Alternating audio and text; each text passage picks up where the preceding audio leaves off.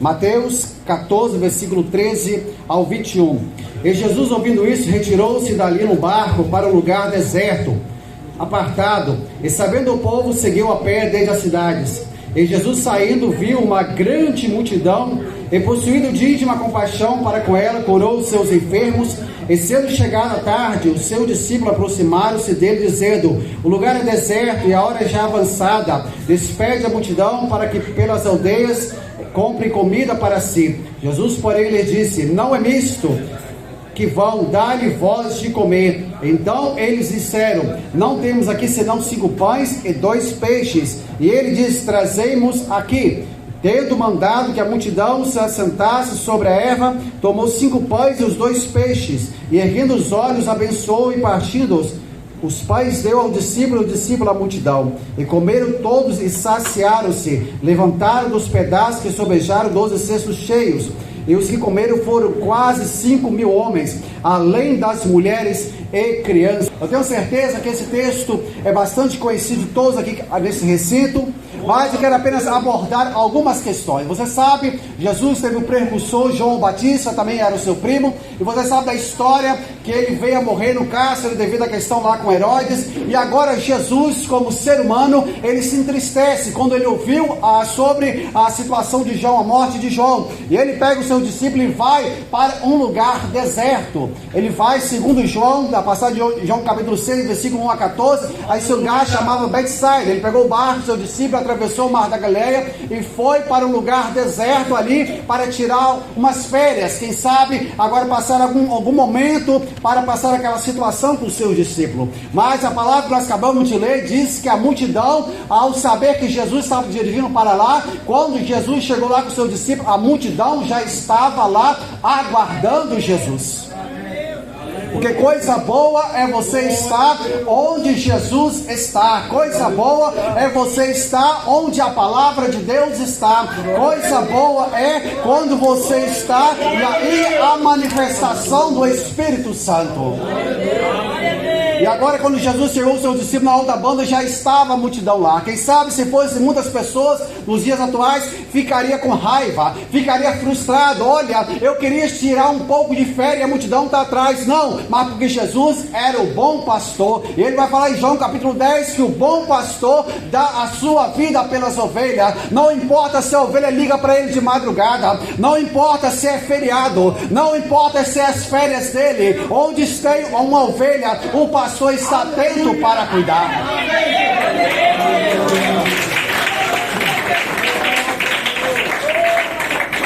E agora Jesus veio aquela multidão como não tinha pastor.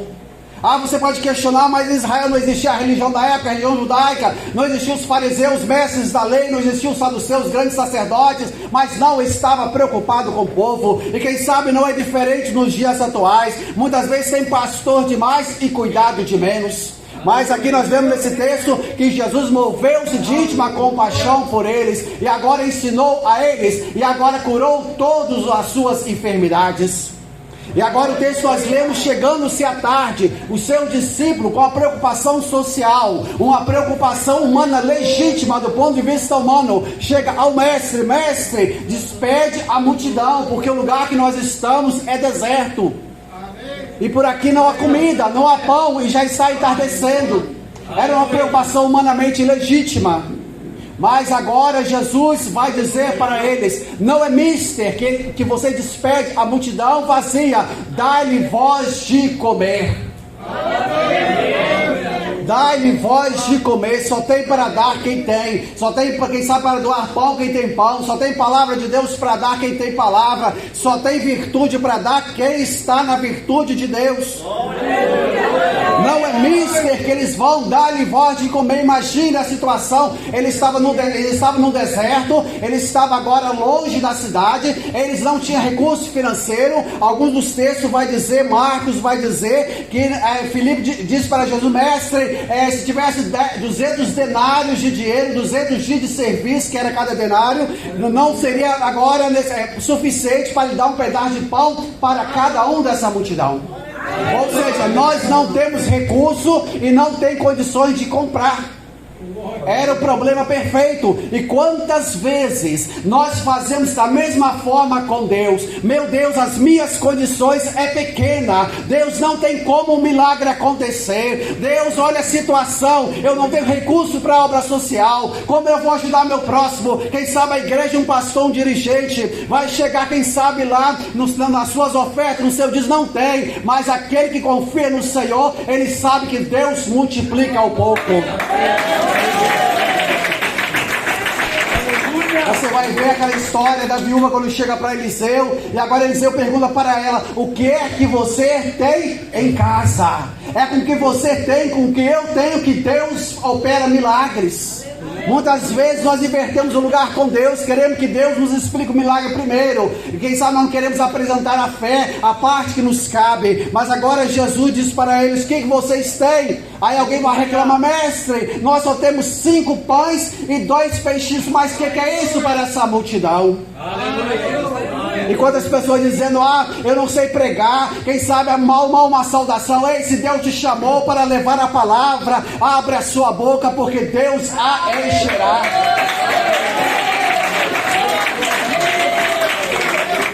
E agora levaram aqueles pães a Jesus, e agora Jesus multiplicou, deu graça.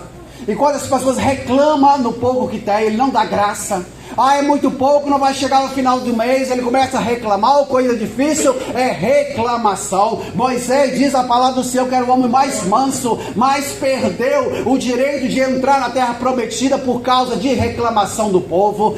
Coisa difícil é reclamação. Muitas vezes impede até Deus operar milagres.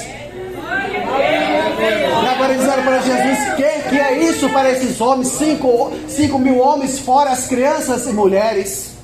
Quem sabe alguns estudiosos vão dizer que tinha mais de 20 mil pessoas ali. Mas quando Deus está na direção, quando Deus está no comando, Ele garante a vitória, Ele garante a solução.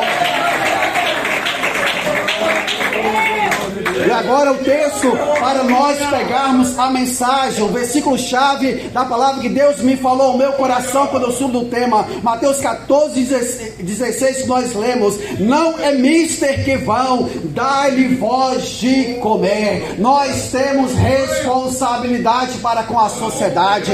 A igreja tem responsabilidade social com o mundo que nós vivemos. Aleluia! Glória a Deus! E agora muitas vezes é negligenciado. Nós vamos ver que a igreja primitiva, Atos capítulo 2, versículo 42 ao 47, eles tinham comunhão, partindo pão e das orações. Eles repartiam o pão um com os outros. Um dos aspectos do amor é o repartir do pão.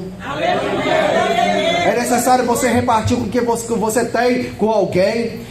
Mas é muito pouco. Se você não repartir o pouco que você tem, como você vai ter o muito? Jesus falou que quem é fiel no pouco será colocado no muito. E quando as pessoas estão fazendo de novo, quem sabe trazendo para os pregadores, você vê alguém hoje pregando famoso por aí, 1 milhão de inscritos no YouTube, quem sabe chegando ao mundo todo, mas você vai ver que tem 40 anos de pregação. Quando ele começou, quem sabe ele era menor do que você, então já começa a produzir aquilo que Deus já colocou na sua mão, que Deus vai multiplicar na sua vida. E nós vamos ver que a missão principal da igreja é a evangelização, o ensino e o testemunho. Nós vamos ver Mateus 28, versículo 18 a 20, sobre a grande comissão. E chegando, Jesus falou dizendo: é-me dado todo o poder nos céus e na terra. Portanto, ide fazer discípulo de todas as nações, batizando-as em nome do Pai, do Filho e do Espírito Santo. E eis que estou convosco todos os dias. Essa é a missão principal da igreja. Muitas vezes o ser humano não sabe qual é a sua missão, ele vai perder, ele vai se perder. Nós vamos ver, quem sabe na área militar, todo militar, quem sabe que se preza, ele sabe qual é a missão dele, ele sabe qual é a missão do seu batalhão, ele sabe qual é a missão do seu país, e ele sabe qual é a sua missão particular. Então é necessário você conhecer a sua missão de vida e a sua missão como igreja. E a missão principal da igreja, a missão maior da igreja é proclamar o Evangelho de Jesus. E a proclamação do Evangelho agora engloba o ensino, que muitas vezes é negligenciado nos dias atuais. Quando as pessoas, quando falam, vem para o ensino, venha aprender a palavra do Senhor, abre a sua Bíblia em casa e leia, medite que Deus vai falar com você. Muitas pessoas não meditam, e é necessário testemunho de vida para as demais pessoas. Que a melhor forma de evangelização e de missão é o nosso testemunho pessoal. O apóstolo Paulo vai escrever para a igreja de Corinto dizendo: olha, vocês são a carta de Deus escrita para o mundo. E como que é que o mundo está nos lendo? Como que é que ele está nos vendo? Como que é que ele está nos vendo na nossa vida? Diz a palavra do Senhor que a sunamita disse para o seu esposo: olha, eu vejo que esse homem que passa por nós é um santo homem de Deus.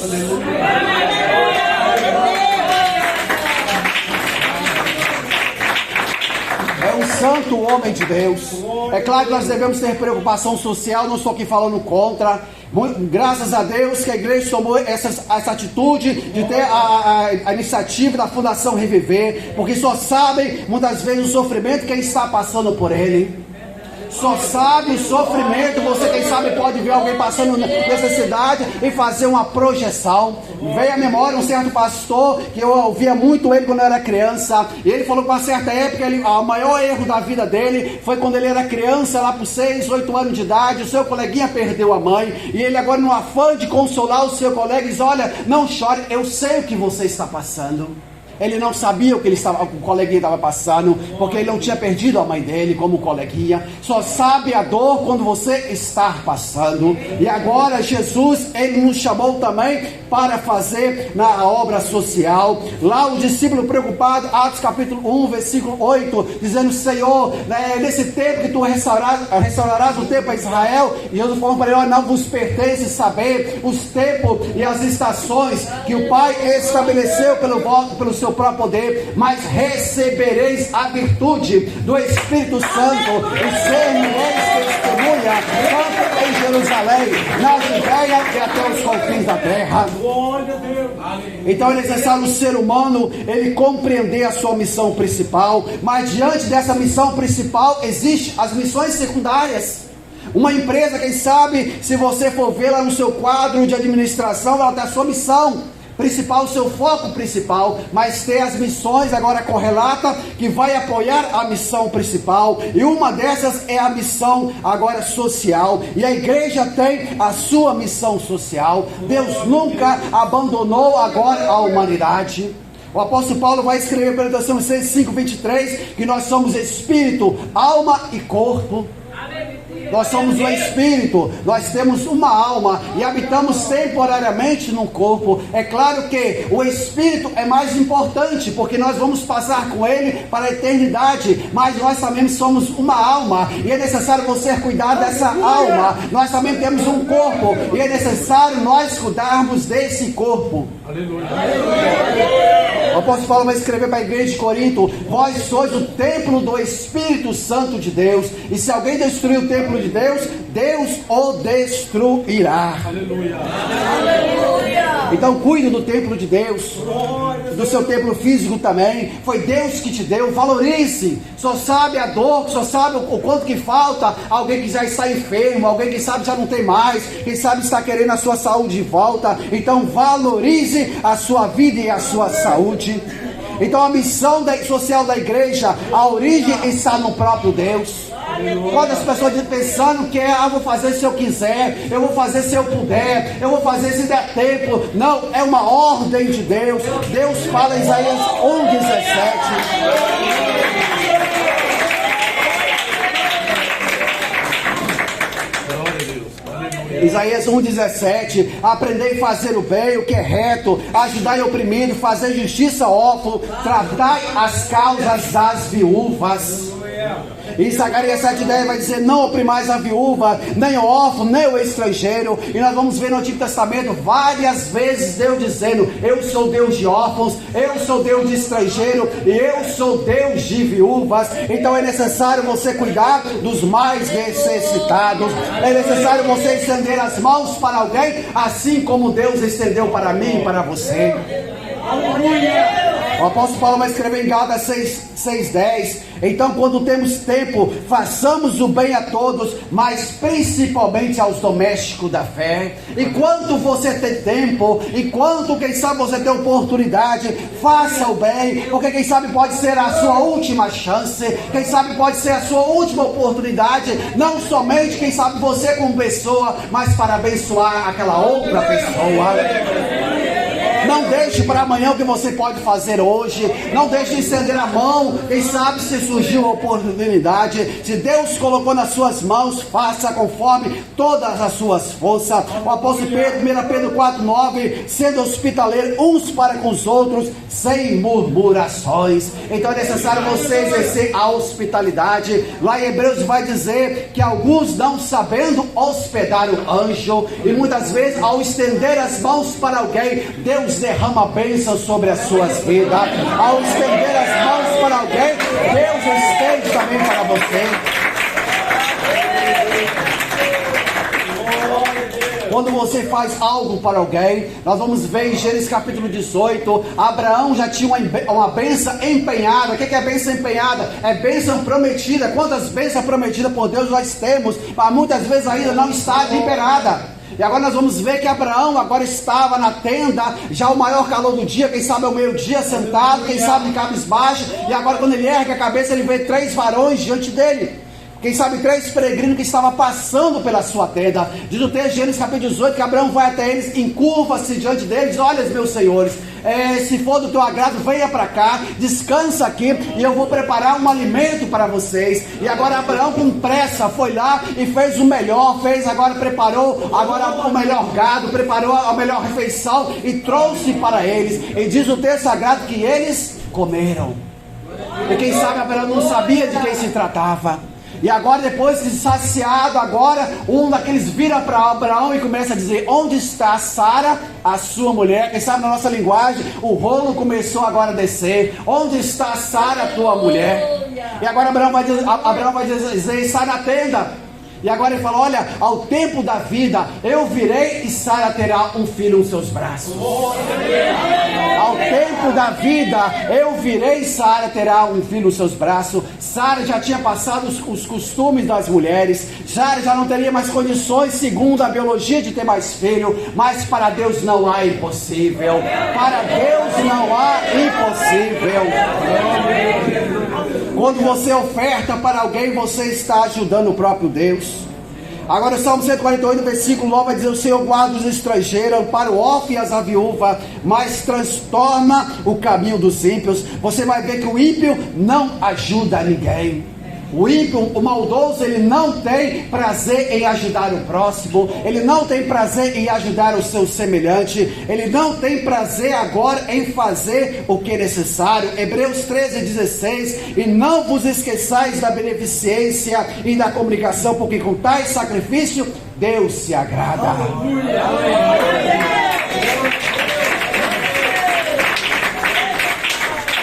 Quem sabe você já está orando, quem sabe você tem uma vida de oração, uma vida santa, uma vida, quem sabe, de dedicação, mas quem sabe, muitas vezes o ser humano, ele erra em determinadas circunstâncias da vida. Muitas vezes nós vamos ver aquelas 7 igrejas lá da Ásia, lá do Apocalipse, e nós vamos ver que cada igreja tinha um problema, exceto Filadélfia. Cada uma perdeu o amor, uma já não seguia mais a doutrina, uma já permitia que as falsas doutrinas entrassem lá, outra já tinha perdido a fé, outra já era morta. E muitas vezes Deus não opera na minha e na sua vida, muitas vezes é uma questão social. Aleluia. Muitas vezes nós temos estendido as mãos, ouvido a voz de Deus. Se atentamente ouvires a voz de Deus, Ele fará o que é necessário. Tiago 1:27 vai dizer que a religião pura e imaculada para com Deus é esta: visitar os órfãos e as viúvas das suas tribulações e guardar-se da corrupção do mundo.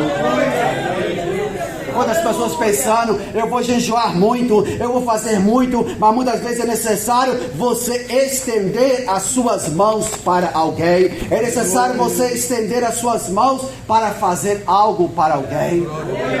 Nós vamos ver em 2 Reis capítulo 4, versículo 42 ao 44, o homem de Deus, Eliseu. Ele recebe um presente, 20 pães de cevada e algumas espigas de milho. E nós vamos ver o coração desse homem, ao receber aquele presente, quem sabe se muitas pessoas no dia atuais guardaria para si, mas ele fala para o seu moço, olha, coloca diante desses homens, eram 100 homens, e agora o homem dele, o servo dele vai dizer, o que é isso, meu senhor? O que é 20 pães de cevada para 100 homens?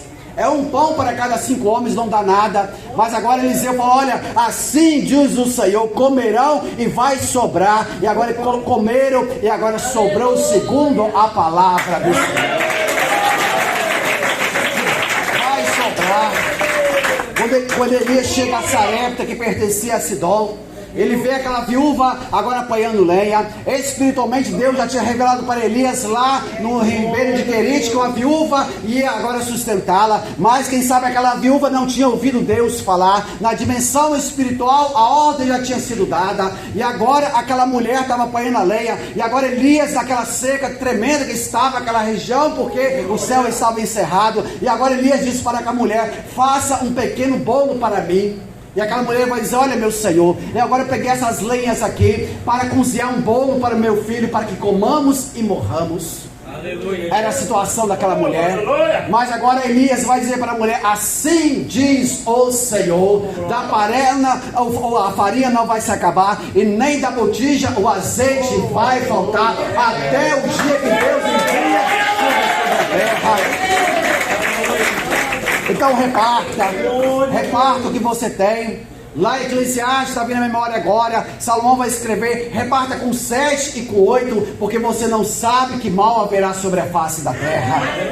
Não retenha sobre você. Quem sabe o bem que você pode fazer a alguém hoje, você não faz, e amanhã aquela pessoa que vai ser o canal de bênção para você. Então reparta as suas bênçãos, reparta o que você tem com o seu próximo, reparta com aqueles que precisam. E nós vamos ver exemplos negativos também na Bíblia. Lá em Lucas capítulo 2, versículo 1 a 7, vai dizer daquele recenseamento que Maria e José foi para agora lá para Belém. E vai dizer o texto que não existia agora lugar para eles nas estalagens, nos hospitais. E Jesus teve que nascer na estrebaria, porque não havia lugar para ele nas estalagens. Aleluia. Imagina a situação, o Filho de Deus agora tem que nascer agora onde os animais estavam, porque ninguém humanamente abriu a porta para ele.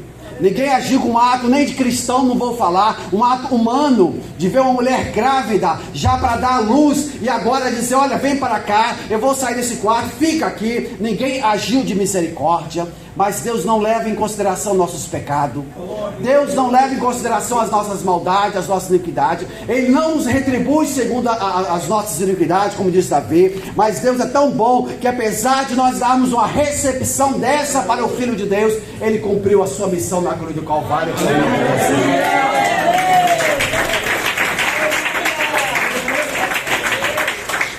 Quem sabe muitas pessoas dizendo, olha, se fosse na época de Paulo eu ia ajudar Paulo, se fosse na época de Pedro eu ia ajudar Pedro. Ei, hoje existem homens e mulheres de Deus, porque você também não estende a mão para ajudar a obra de Deus? Então Provérbios 19, 17, as horas já se foi. O Senhor empresta o que se compadece do pobre, e Ele pagará o seu benefício. Imagine você emprestar para Deus. Talvez o ser humano empresta para o governo, ele vai receber a taxa Selic, está mais de 1% ao mês, chegou a 13,75 ao ano. Imagine o que você vai receber de Deus. Uma certa época Pedro disse para o Senhor, Senhor, nós deixamos pai, nós deixamos família, deixamos tudo para seguir o Senhor. O que nós vamos ganhar? Jesus falou, vai ganhar 100 vezes mais nessa terra, em irmãos, em casa, e no final a vida eterna. A vida eterna. Lá em Apocalipse 22, 12 fala, eis que cedo venho, e o meu galardão, a minha recompensa está comigo, para dar a cada um segundo as suas obras. Segundo as nossas obras. Deus está contemplando, Deus está vendo, Deus conhece o seu sacrifício. Muitas vezes o ser humano está dizendo, olha, ninguém me vê, ninguém me enxerga, quem sabe a liderança não me vê, quem sabe o homem não me vê, quem sabe a minha família me despreza, mas tem um Deus que está te vendo. Tem um Deus que está te vendo, as horas já se foram. Eu quero dizer para você, uma certa época, eu faço uma certa, quem sabe, ideia, né, na época de Saul, o povo já estava triste devido à decadência de Saul, E agora, quem sabe, o texto não diz, mas quem sabe Samuel estava triste, orando a Deus. Deus, olha a situação. Deus, o Senhor não vai enviar uma resposta. Deus, o Senhor não vai fazer nada. E quem sabe Deus não respondia a Samuel. E quem sabe porque Deus estava olhando para Belém. Porque lá em Belém ele viu um rapaz desprezado pela sua família. Quem sabe não agraciado lá dentro entre os seus. Mas diante de Deus ele tinha valor. Deus via a obra dele. E agora Deus estava olhando para agora a solução de Israel, que era Davi. Então não olhe para o homem, não olhe para a circunstância, não olhe para que A, B, C fala acerca da sua vida e do seu ministério. Olhe para o Senhor, continue fazendo bem, não nos cansemos de fazer o bem, porque a seu tempo nós ceifaremos se não houvermos desfalecido.